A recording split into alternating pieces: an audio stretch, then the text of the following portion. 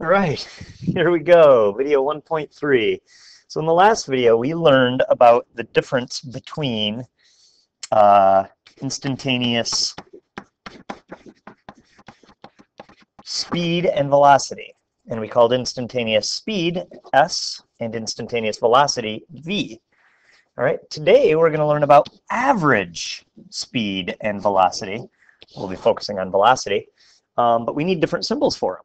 Right? We can't use S and V because that would be instantaneous. So to indicate that something is an average quantity, you draw a line above the variable. Okay? So this means average speed. This means average velocity. And then if you want to just talk about regular speed or regular velocity, which would be instantaneous, then you don't put a line above it. Okay? So that's what we're going to talk about today. All right? So let's start with a definition. Average velocity measures the average displacement per unit time.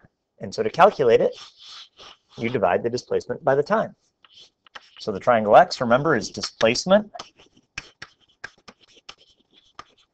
It's a measure of how far the object has gone, basically. And you got to divide that by the amount of time that it took to get that displacement. In other words, how long did it take? Okay.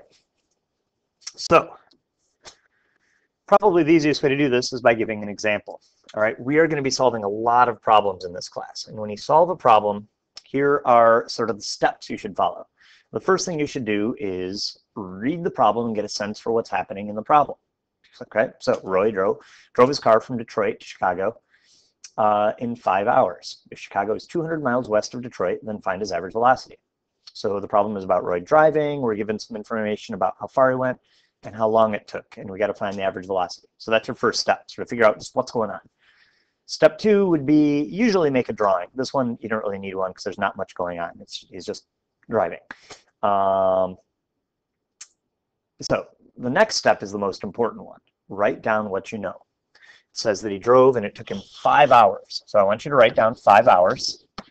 But more than that, I want you to tell me what that is. What is 5 hours a measure of? That's the amount of time it took him to drive. Okay? Then it tells you that he went 200 miles west. So write that down. 200 miles. Okay? That's telling you, let's see, it says Chicago's 200 miles west of Detroit. It's telling you he ended up 200 miles west of his starting point. It's telling you the distance, the length of the line from his starting point to his ending point. That's his displacement. And because of this word here, west, we have to make it negative. And the question wants to know, what's the average velocity? All right? So every single problem you solve in this class, I want to see this written out. Write down what you know. Okay? The people who tend to struggle with this class, one of their problems is not taking the time to do this. This will make it a lot easier for us to figure out which equation to use. And at this point, there's really only one equation. But as we get more equations, taking the time to do this will make your life way easier. Okay, so here we go. We're trying to find average velocity. So your next step is write down the equation for what you're looking for, which in this case is average velocity. And there's our equation. Okay, so from here, it's just plug and chug. This is just like the algebra that we were learning earlier, in the last couple days. So I'm going to plug my displacement in is negative 200 miles. The time is 5 hours. So that's the plug step, right? I plugged in my displacement and my time. And now I'm going to chug. Grab a calculator, divide it out. Negative 200 divided by 5 gives you negative 40 miles per hour. Okay. Put a box around your answer. Put a smiley face under it because you're done. Okay. Now, what does this number mean? This is the average velocity. It tells you that his average motion was 40 miles west every hour. It does not mean that he drove 40 miles an hour the whole time he was driving. There may have been moments when he was going, 70 miles an hour when he's on the freeway. There might be other moments where he stopped, to eat a taco at Taco Bell or something. All right? So that's his average velocity. Okay, so let's move on. All right. One of the things that people struggle with is, for example, in this previous example, how did I know that this was the time and this was the displacement? Okay, and to understand that, we need to think about units. Okay, different quantities, different things that you measure are measured in different units. Okay, the units are what you're counting. Okay, so when you measure how far something is, you have to count something. So you might, count the number of meters that it takes to get there. You might count the number of miles that it takes to get there. Maybe you're going to count feet, or inches, or yards, or kilometers, or centimeters, or whatever. Okay, so those units tip off. They help you figure out what the numbers are. So if you're reading a problem and it says, a bike goes 50 feet, then you go, oh, 50 feet. That's got to be my displacement. Okay. Probably worth reminding you that displacement is the triangle x, right? Okay. So whenever you see any of those units, automatically that's going to be your displacement.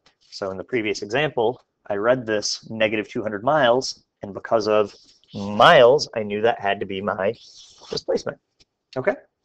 Now, time similarly has its own units. You can't measure time in miles or feet. You have to measure time in units such as seconds, minutes, hours, days, weeks, years. You can't use months because not every month has the same number of days in it. Okay, but those are all different units that you can use to measure time in. All right, now velocity. To measure velocity, you got to use both of them. All right, so here's the deal. When you measure velocity, you're always going to have one of these blue units from up here per one of these green units. So what does that mean? Well, let's give some examples. You can measure velocity in miles per hour, right? Miles per is what this line means. Hour. Okay? So there's almost countless different ways you can measure velocity, because you could measure it in meters per second, or meters per minute, or meters per hour, or meters per day. There's a whole bunch of different combinations. Some of the more common ones are kilometers per hour, meters per second, feet per second. Okay, but all of them have both a unit of displacement, a unit of time, and then separated by the word per, or the symbol for per. All right, so there we go. Moving on. We just used this equation to find our average velocity. We can use algebra to rearrange this. Now, because we're already up to 8 minutes here on the video, I'm going to skip the algebra and trust that you can do that since we spent a couple days working on it. But we should theoretically be able to rearrange this equation so that if I wanted to, I could solve for displacement. If I multiply both sides by t, I get this equation. Okay?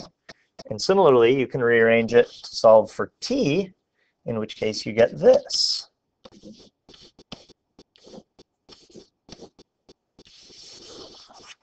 Okay, so all three of those equations are the same thing. Okay, so if you're ever trying to find displacement, then you use this guy. If you're ever trying to find the time, you use this guy. And of course, like we did in the last example, if you're trying to find average velocity, you use that guy. All right, so let's try a couple examples of that. So, example 2, Roy jogs at 3 meters per second for 12 seconds. How far does he go? So, start by writing down what you know. 3 meters per second. What is that? Well, based on the units, let's see, it's meters per second. So let's go back to our list. Meters per second. I know the board is really cluttered here, but meters per second. Oh, it's got this word per in it, right? So that means it's got to be a velocity. So that's my velocity. Okay? And it tells you that he does this for 12 seconds. So 12 seconds is my time. And the question wants to know, how far does he go? So if you go back, how far is displacement? So we're looking for the displacement. I'm going to write down displacement equals question mark. Okay? So we're looking for displacement. That is always your first step. Write down what you know. Okay? So now that we know that, we can, look for our equation. Here's our displacement equation. I'm going to write it down. Displacement is average velocity times time. And plug in the numbers. Let's see, our average velocity, we went 3 meters every second, 3 meters per second, times 12 seconds. That's the plug. Now we're going to chug. Push this into your calculator, and you get 36. And because we're measuring displacement, it can't be in seconds, it can't be in meters per second, it must be in just meters. If you're comfortable with your math, all that's happening here is the seconds cancel out, so you're left with meters. Okay? But ultimately, this is the answer we need to end up with, 36 meters.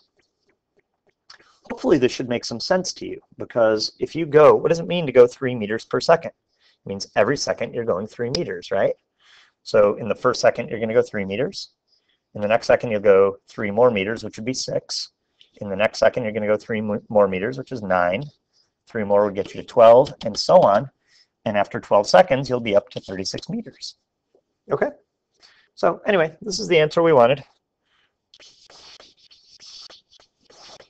Okay? All right, so we have solved now for average velocity. We've solved for displacement. So the last example we need to do is kabam. We're going to solve for time. It says, suppose Roy jogs 1,600 meters. So I'm going to write down 1,600 meters.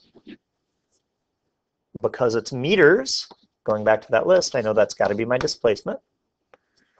Tells you that he does that at 2.5 meters per second. Because of the word per, I know that's my velocity. And it says, how long does it take him? So I'm looking for time. So if you look up on your notes, you should see that time is displacement over average velocity. Okay, so plug in your numbers. Displacement is 1,600 meters.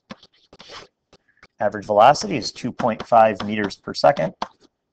I should comment that I didn't check my signs. It doesn't say anything about the direction here.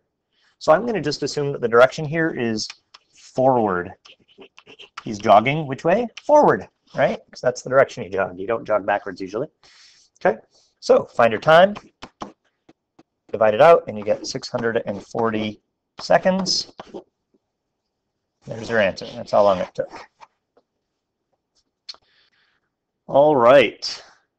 This next thing, really quick, just as a quick side note, notice we could have also found our average speed. To find average speed, you use distance instead of displacement. So let's go back to that first example where we drove to Chicago. Okay, when you drive to Chicago, you don't go in a straight line. So his displacement would have been the length of this straight line. Whoa, would have been the length of the straight line from starting. You know what? I think that's a sign that I'm going to stop the video here. Maybe I'll talk about this in class tomorrow. All right. So on that awkward note, I'm going to stop the video. I wish I had video editing software.